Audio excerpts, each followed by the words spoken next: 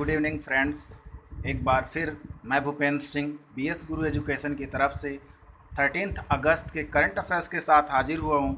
देखिए, मैं आज आपके लिए कुछ बदलाव लेकर आया हूँ और आपके लिए सबसे पहले quote of the day, self test after the video and Pitt's India Act, roll on roll off, benefits of RoRo service, e rupee digital payment, map of Afghanistan and its neighbours के विषय में हम जानेंगे। चलते हैं हम अपने पहली न्यूज़ की तरफ। सबसे पहला हमारा आज हम कोट ऑफ द डे देखते हैं। कहते हैं current affair is the passport of the job, so students try the current affairs and get the job. Current affairs आज इतना इम्पोर्टेंस हो गए हैं एग्ज़ाम की दृष्टि से, क्योंकि आज कोई भी एग्ज़ाम होता है तो स्टैटिक पोर्शंस वही पोर्शन उपयोग में आता है जो आपका करंट में चल रहा होता है। जैसे आज अपडेट में कोई भी न्यूज़ या हिस्ट्री का क्वेश्चन हो, चाहे वो करंट अफेयर्स में, जब भी कोई हिस्ट्री का पॉइंट करंट अफेयर्स में आता है वहीं से क्वेश्चन उठाकर पूछा जाता है। इसलिए आज यदि आप तैयारी कर रहे हैं किसी भी एग्ज़ाम की, तो आपको करंट अफेयर्स की बहुत ही ज़रूरत है और आप इस पर अपना फोकस बनाए रखें। सबसे पहली बात यहाँ यह है करंट अफेयर्स की कि यदि कोई बच्चा एवरीडे करंट अफेयर्स को देखता है और उनको सुनता है या उनको अपने रिवीजन में लेता है, तो उसकी स्टैटिक पोर्शन की तैयारी अपने आप होने लग जाती है, क्योंकि उसका जो पहला पॉइंट ये है कि वो स्टैटिक के साथ साथ करंट में चलता है और करंट के क्वेश्चंस ही एग्ज़ाम में आते हैं। चलते हैं हम अपने क्वेश्चंस पर, देखते हैं जो हमारे इस सेशन में आने वाली न्यूज़ हैं उनसे रिलेटेड ये कुछ क्वेश्चंस हैं जिन्हें आप देखेंगे। What is Roro service? पहला क्वेश्चन है रोरो सर्विस क्या है। दूसरा है Pitt's India acts, पिट्स India act कब आया। और तीसरा है what is E rupee digital payment. ये क्वेश्चंस आप कमेंट बॉक्स में कमेंट करके हमें बताएंगे कि कौन सा आंसर है, किस क्वेश्चन का है। मैं अभी आपको इस न्यूज़ के साथ इन सारे क्वेश्चंस के आंसर दूंगा। कृपया करके ध्यान से इस वीडियो को देखें और इन क्वेश्चंस को कमेंट बॉक्स में पिन करें। देखते हैं पहली न्यूज़। पिट्स इंडिया एक्ट 1784, यानी भारत में पिट्स इंडिया एक्ट यानी ईस्ट इंडिया कंपनी के द्वारा एक एक्ट आया था 13 अगस्त 1784 में, आज के ही दिन। पिट्स इंडिया एक्ट 1784 में ईस्ट इंडिया कंपनी एक्ट के रूप में 1784 में भारत में आया था। ब्रिटिश पार्लियामेंट में पास हुआ और रेक्टिफाइड हुआ। ये रेक्टिफाई करता था डिफेक्ट्स ऑफ रेगुलेटिंग एक्ट। 1773 में 1773 में सबसे पहले रेगुलेटिंग एक्ट भारत आया था ब्रिटिश इंडिया में, और उसमें कुछ कमियां रह गई थी। पिट्स इंडिया एक्ट उसके डिफेक्ट्स को दूर करने के लिए भारत में आया था, और इसका रिजल्ट ये था कि भारत में ड्यूल कंट्रोल और द्वैत शासन प्रणाली या जॉइंट गवर्नमेंट की धारणा आई in India by crown the Great Britain and the British East India Company. यानी ब्रिटेन और ईस्ट इंडिया कंपनी का द्वैत शासन जो है भारत में लागू हुआ और दोनों को जॉइंट गवर्नमेंट हो गई। उस समय ब्रिटेन के अथॉरिटी जो क्राउन प्रिंस थे उनके नाम पर ही इस एक्ट का नाम पिट्स रखा गया था, और इसमें ईस्ट इंडिया कंपनी को पॉलिटिकल फंक्शन डिफ्रेंशिएट कर दिए गए थे और कॉमर्शियल फैक्टर अलग कर दिए गए थे। यहाँ पर दो तरह के शासन चलने लग गए थे, एक तो पॉलिटिकल फंक्शन थे और दूसरे आपके कॉमर्शियल फैक्टर थे। यानी राजनीति को और आर्थिक मामलों को दोनों को बिल्कुल अलग कर दिया गया था। यानी एक हिस्सा दूसरी संस्था देगी और एक हिस्सा कोई दूसरी, और ऐसा पहली बार हुआ था। The relationship between company and crown, company और crown stabilise by this act changing with the time until the government of Act 1858 provided for the liquidation of the British East India Company। यहाँ पर east India company के द्वारा जब ये act लाया गया regulating act के बाद पिट्स इंडिया एक्ट, तब से नाम मात्र का बदलाव करते हुए ब्रिटिश ने या ईस्ट इंडिया कंपनी ने 1858 तक वैसे ही शासन चलाया, यानी ईस्ट इंडिया कंपनी ने कोई भी बदलाव नहीं किया शासन में, और 1858 तक इसी प्रकार से शासन करती रही। चलते हैं हम अपनी अगली न्यूज़ की तरफ। रो सर्विस, आज ये एब्रीविएशन है रोल ऑन और रोल ऑफ सर्विस का। रो का फुल फॉर्म है यानी रोल ऑन और रोल ऑफ सर्विस। सर्विस एक तरीके का कॉम्बिनेशन है रोड और रेल का, यानी अभी तक हम लोग जब भी कोई सामान एक जगह से दूसरी जगह लाना होता था तो हम ट्रक्स का इस उपयोग करते थे। ट्रांसपोर्ट के द्वारा हम ट्रक में उस सामान को भरते थे और एक जगह से दूसरी जगह पर लेते थे। लेकिन ये जो कंसेप्ट है role on roll of service का, इसमें रोड और रेल दोनों का ट्रांसपोर्टेशन होगा।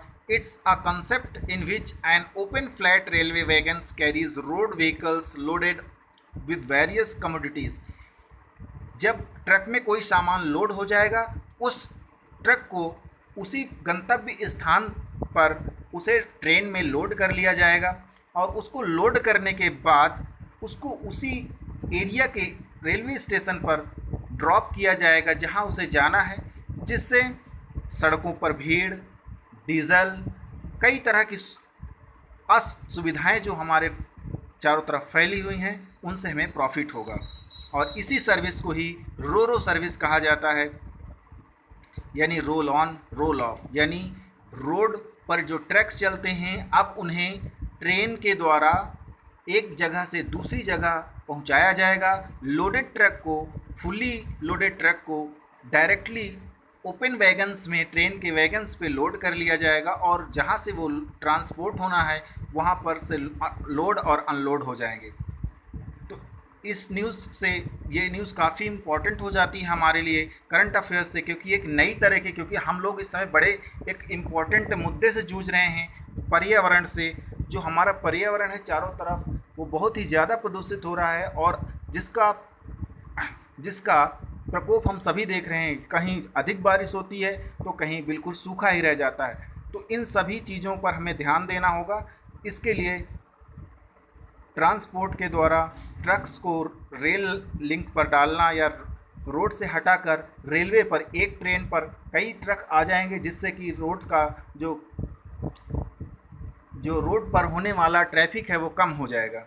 चलते हैं हम और आगे देखते हैं बेनिफिट्स ऑफ रो सर्विस। इससे बेनिफिट्स क्या होने वाले हैं, थोड़ा एक नज़र इन पे भी डालते हैं।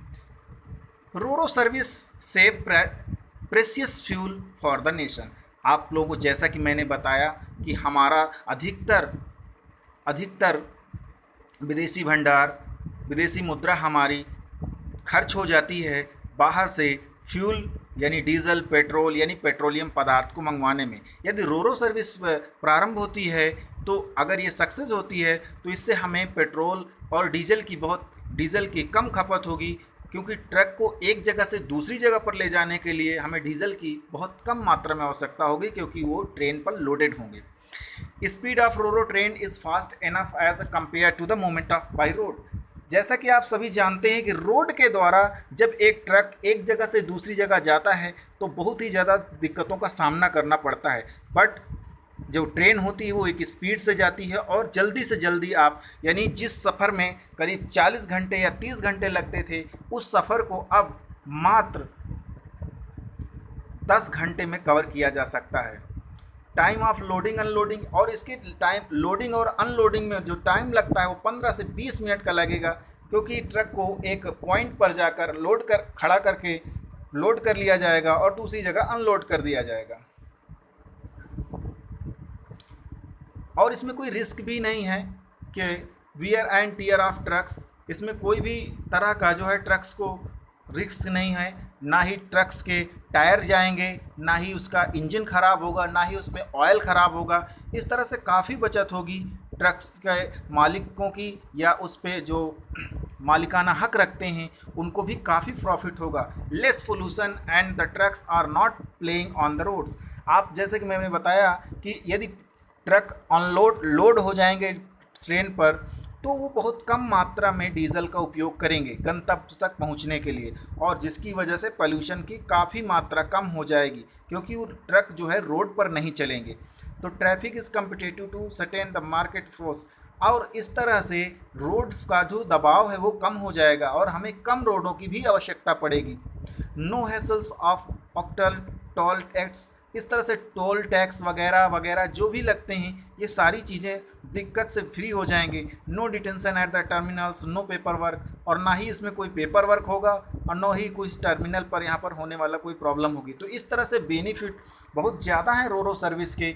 आप लोगों के एग्ज़ाम की दृष्टि से आप इस सर्विस का एक उपयोग लिख सकते हैं। जैसे कि आप यूपीएससी में कोई एग्ज़ाम का क्वेश्चन लिख रहे हैं और जहां पर आपको पर्यावरण से संबंधित कोई उपाय बताना है, आप वहां पर इस रोरो सर्विस का भी उपयोग कर सकते हैं। रोरो सर्विस एक तरह से एक अन्य सर्विस भी है जो कि एक शहर को दूसरे शहर से बाई बोट जोड़ती है, वो भी रोरो सर्विस ही है। बट इस रोरो सर्विस का उस दो रोरो सर्विस से बहुत ही ज़्यादा अलग वर्क है। इसमें ट्रकों को ट्रेन पर लोड किया जाएगा और एक जगह से दूसरी जगह छोड़ा जाएगा, जबकि उस रोरो सर्विस के अंतर्गत एक जगह से पैसेंजर को उठाकर दूसरे शहर में पैसेंजर को छोड़ दिया जाता है बाई बोट।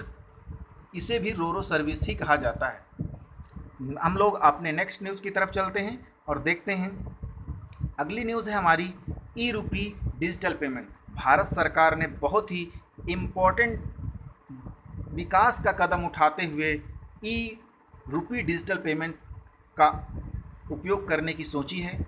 आप लोगों को बता देना चाहता हूं कि एक समय 1884-85 की बात है। उस वक्त हमारे देश के प्रधानमंत्री राजीव गांधी जी थे और वो उड़ीसा के दौरे पर थे। उन्होंने कहा था कि यदि भारत सरकार 1 रुपया भेजती है तो नीचे तक आते आते 85% लीकेज हो जाता है और केवल जनता तक 15% पहुंचता है। तो इस तरह की समस्याओं को दूर करने के लिए यह एक प्रीपेड ई वाउचर है जिसे national payment corporation of India द्वारा विकसित किया गया है।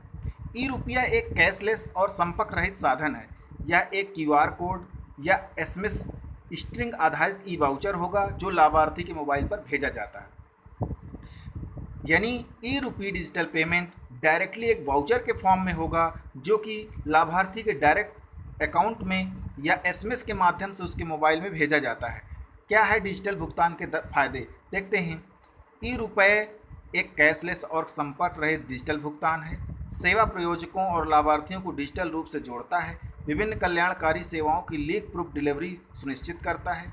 यह एक क्यूआर कोड या एसएमएस स्ट्रिंग आधारित ई वाउचर है जो लाभार्थी के मोबाइल पर पहुंचाया जाता है।